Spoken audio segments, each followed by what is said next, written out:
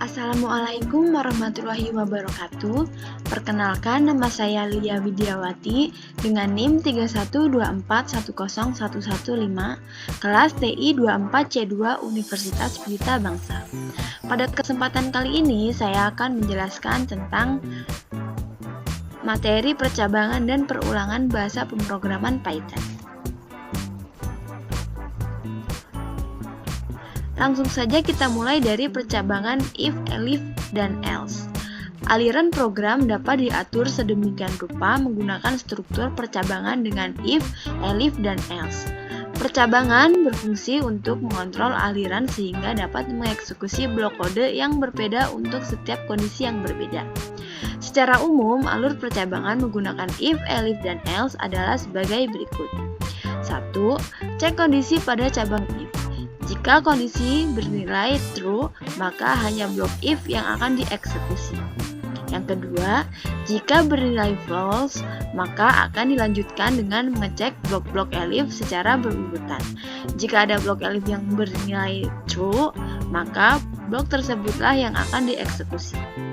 Yang ketiga, jika tidak ada satupun di antara if dan elif yang bernilai true, maka blok else akan dieksekusi.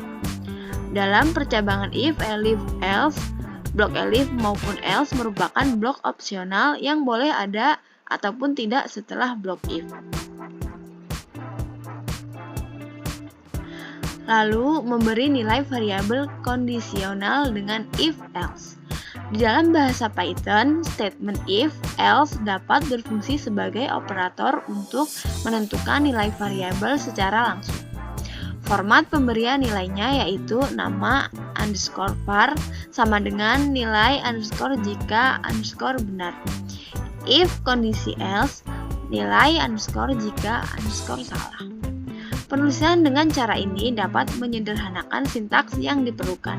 Namun, cara terbatas untuk dua kondisi saja yaitu if dan else. Lanjut, kita masuk pada materi perulangan atau for loop. Iterasi merupakan proses eksekusi blok kode secara langsung sampai suatu kondisi tidak terpenuhi lagi atau ketika adanya sintaks yang menghentikannya dari dalam blok tersebut. Terdapat dua cara melakukan iterasi pada Python, yaitu menggunakan for loop dan while loop.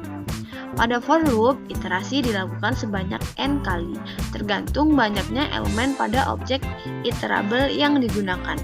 Contoh, objek iterable yang pada Python adalah range, list, dan tuple.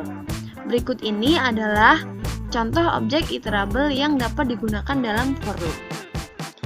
Yang pertama, rank 10 akan mengembalikan iterable dengan elemen, yaitu 0, 1, 2, 3, 4, sampai 9. Banyaknya elemen adalah 10. Yang kedua, rank ada 1, 10, 2, yaitu akan mengembalikan iterable dengan elemen, yaitu 1, 3, 5, 7, 9. Banyaknya elemen adalah 5. Yang ketiga, ada skill. Kurung buka, petik Python, petik R, petik Julia, petik skala kurung tutup. Banyaknya elemen adalah 4. Lanjut, kita masuk pada materi perulangan atau while loop. Blok lainnya yang dapat digunakan untuk melakukan iterasi adalah while. Berbeda dengan for loop, iterasi menggunakan while memerlukan pengecekan kondisi bernilai true agar dapat dieksekusi. Selama kondisi tersebut masih terpenuhi atau bernilai true, maka blok while akan terus dieksekusi. Oleh karena itu, penting untuk memastikan terdapat kode untuk berubah kondisi pada while menjadi false. Jika tidak, maka iterasi akan berlangsung tanpa henti.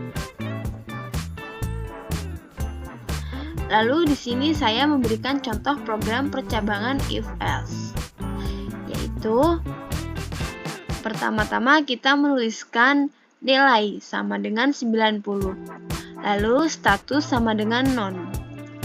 If nilai lebih besar sama dengan 80, status lulus. Else sama dengan status sama dengan gagal. Lalu print kurung buka F petik status titik 2 kurung buka status kurung tutup. Lalu if else langsung disimpan ke variabel. Nilai sama dengan 90. Status sama dengan lulus. If nilai lebih besar dari sama dengan 80, else gagal. Print kurung buka F petik status titik 2 kurung buka status kurung tutup. Lalu jika di run, maka statusnya lulus. Mungkin cukup sekian video dari saya. Jika ada salah penjelasan, saya mohon maaf. Wassalamualaikum warahmatullahi wabarakatuh.